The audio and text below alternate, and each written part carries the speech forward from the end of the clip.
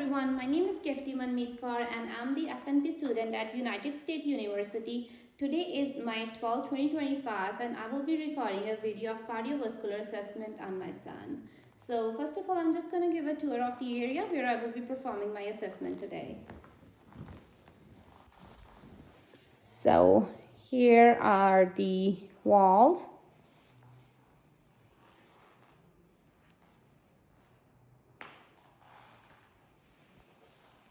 The ceiling and the floor.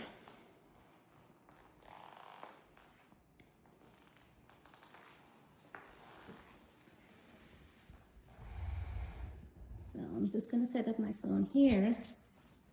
So the first thing I will be starting, I'm going to get his consent first. So is it okay to record your video and upload it on the YouTube as an unlisted video for my grading purposes? Yeah. Thank you.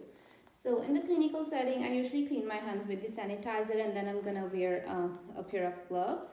And we will be starting with his blood pressure. So I'm gonna take his blood pressure in both arms, on the right and the left, and in the different position, like he needs to sit up and then in a supine position. And then I'm gonna compare that like brachial pressure, like if there is any orthostatic changes in there, just to make sure like everything is okay. And the next thing I will be doing, I'm gonna inspect his neck. So his neck is midline. There is no tracheal deviation. Do you have any pain? No. Okay, so no pain. All right. So the first thing I will be doing, I'm gonna measure his GP. So I'm gonna grab my rulers here. So I'm going to. So you have to turn your head on the other side. Usually in the clinical setting, the patient head needs to be up like 30 to 45 degrees. I'm gonna keep my ruler here at the sternal notch. And as I'm doing this, I'm gonna look it up for the highest point of pulsation right here. So that's the external right here to JP, sternal notch, and it's here. So it's about 1 centimeter. So anything under 3 centimeter, we consider it as a normal. So next thing I will be doing, I'm gonna palpate his carotid arteries on both sides. So it is very important to mention that never ever palpate the carotid arteries together, because we can actually cut the blood supply to the brain. So we can actually occult the blood supply to the brain. So if you can turn the head on the other side, and I'm gonna find out the carotid arteries here. So I'm gonna palpate it. No trills, no worrets, regular rate in 70s, regular rhythm. And the same thing I'm gonna do it on the other side too. I forgot to mention, I'm just standing on the left side of the patient because I'm unable to stand on his right side. So in clinical settings, we usually need to stand on the right side of the patient. So I'm gonna palpate the carotid artery on the right side too. No thrills, regular rhythm, rate in 70s.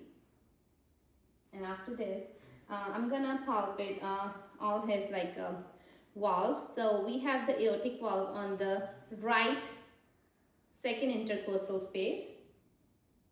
So no thrills, no lifts, no pulsations.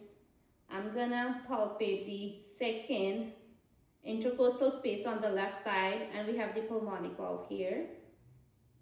No thrills, no lifts.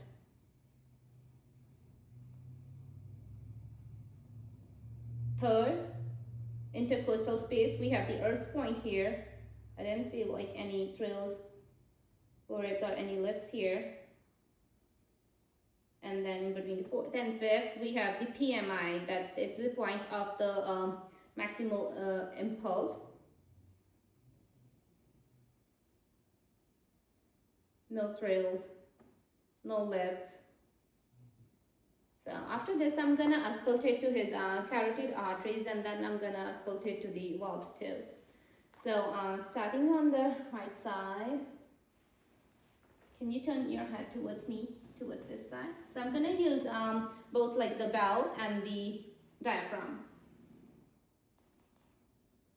So no thrills, regular rhythm, 1870s. I'm gonna do it on the left side too. I'm listening with the diaphragm and the bell. No birds, no hive. Regular rhythm, rate in 70s. And then I'm gonna listen to the second intercostal space on the right side for the aortic valve. No murmurs here, like with the diaphragm and the bell.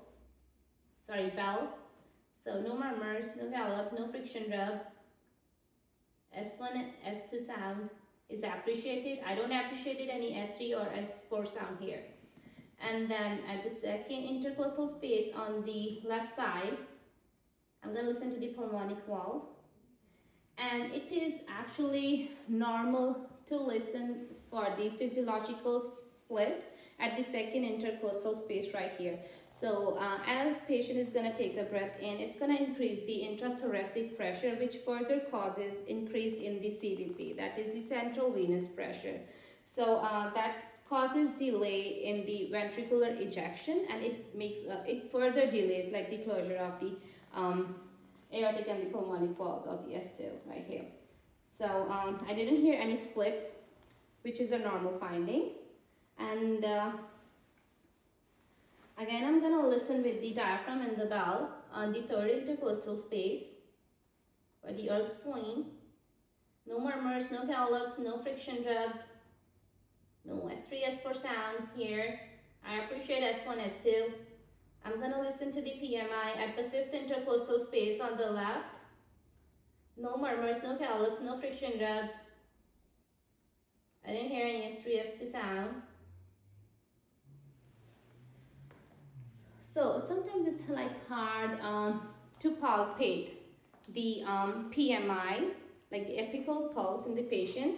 So we usually tell the patients to turn on the left side, and if they can actually hold their breath so that we can palpate the PMI, like at the fifth intercostal space on the left side.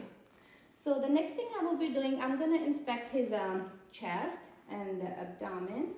So we have the abdominal aorta here in the epigastric region, which is 2 centimeters above the umbilicus. So I'm going to palpate the abdominal aorta right here. So no burette, no turbulence, regular rhythm, rate in 70s. And then I'm going to auscultate too.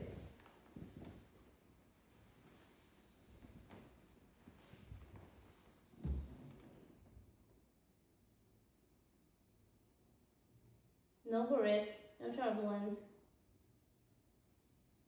no trills, regular rhythm, reading 70s. And his sternum is midline. There is no carnivation or extracavation, and I'm like unable to visualize the apical pulse like on the left side. I didn't take off his t-shirt because of the privacy purposes, because this video is gonna be on the YouTube, and I just don't want to do that for him. So and the next thing I will be doing, I'm gonna check all his pulses. So I'm gonna start with the brachial. I'm gonna do it on the both sides all together. So he has it's a regular rhythm, rate in 70s. I'm gonna check his radial pulses right here. Rate in 70s, rhythm is regular, that's wrong. And then we have the popliteal fossa pulses right behind the knee. So I'm gonna tell him to lift his knees a little bit. So I'm gonna check his popliteal fossa right here for the popliteal pulses. And the rhythm is regular, rate in 70s. And then we have tibial right here. Rate is regular, rhythm in 70s. And then the dorsalis pedis, like on the top of the feet right here. Rhythm is regular,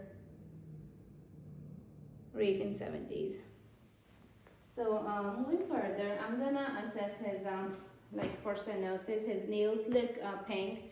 There's no bush discoloration. his lips look fine too. They are pink. There is no bluish discoloration of the lips. That could be a sign of cyanosis too.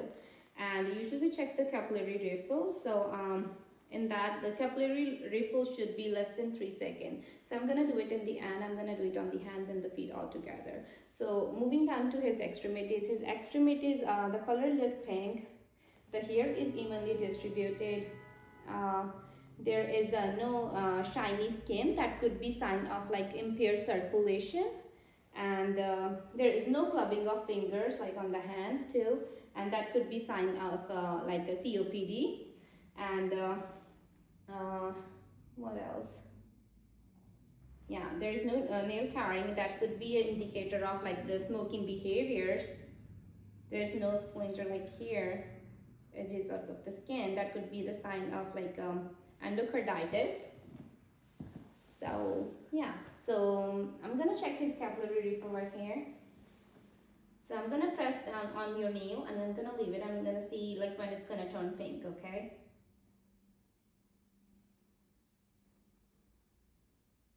So it's less than 3 seconds for his left hand for each finger. And it's less than 3 seconds for his right hand for each finger. I'm gonna check his feet too. Yeah, they're turning pink like in less than 3 seconds.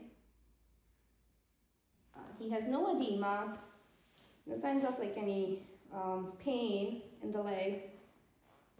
So yeah, so I think I covered pretty much it. Like we started like from inspecting his neck, getting his blood pressure, inspecting neck, and moving further like with the carotid pulses. We got the JVP right here. We listened to the carotid in here, and then I listened to all his valves. We listened to the abdominal aorta. I palpated the valves. I palpated all his abdomen too, and then we did the extremities. So I think I did not miss anything. So thank you so much, and thanks for being such a nice patient. Thank you. No problem.